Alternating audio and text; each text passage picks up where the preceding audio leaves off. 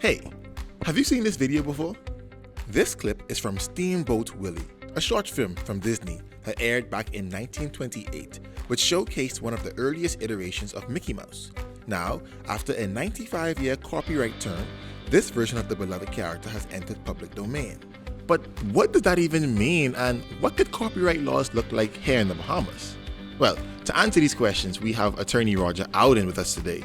So, Ms. Ouden, what does it mean when my intellectual property enters public domain? Sure. When something goes into public domain, what it essentially is it's an expired copyright, or it could be a material that was never subject to copyright protections to begin with. What it now allows is the public to manipulate, to adapt, to make changes to your material.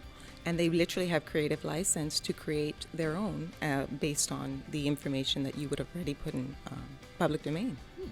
Okay, and I know towards the end of last year, Attorney General Mr. Ryan Pinder mentioned that they want to kind of beef up the intellectual property laws and policies that we have in the Bahamas. So what could copyright laws look like in the Bahamas? Well, based on what was proposed, there are, I think it was 11 different treaties that would strengthen existing copyright laws right now. And so what it looks to really do is build on what we already have in place. Obviously, we are signatories to the Berne Convention, which came out of Paris in 1783, sometime around there, and the protections thereafter were built upon. Now, what he was looking to do is obviously modernize intellectual property law protection, which is desperately needed in the Bahamas. We obviously know that there's been great talk about the orange economy, the creative economy, and the need to really protect local artisans, creators, creatives, musicians. All of that is really important. And so in terms of being able to build on existing material and obviously protect the intellectual property of our artisans, that's really what he's looking to cover. Would our copyright laws be respected internationally? Absolutely, they will. I mean, that's the nature of treaties.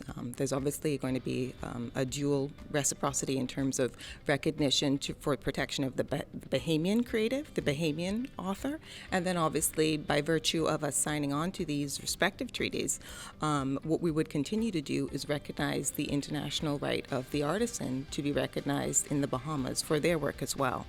Obviously, there's tons of the devil is in the detail in terms of how things are going to be worked out, and that's obviously to be put before cabinet for further discussion. But what I would encourage all Bahamian creatives right now, there is the discussion of the intellectual property proposals right now, and I would encourage all creatives to get involved in that discussion. I believe it's open for public consultation until the end of March.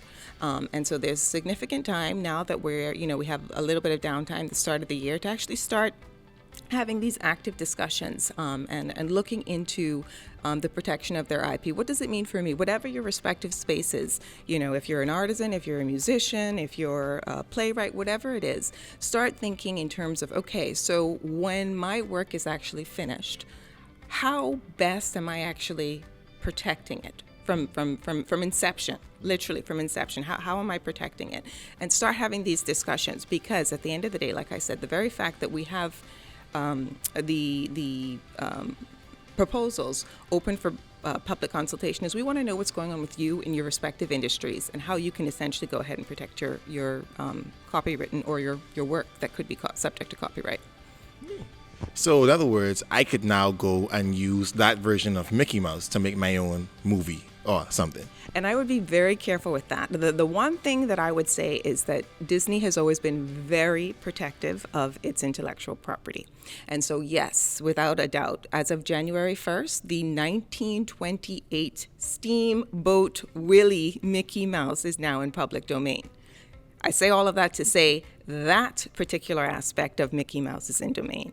If you were to lift any other version of Mickey Mouse, you could find yourself liable for copyright infringement, because at the end of the day, that is the only one that became subject to the expiration after 95 years, starting January 1st, 2024.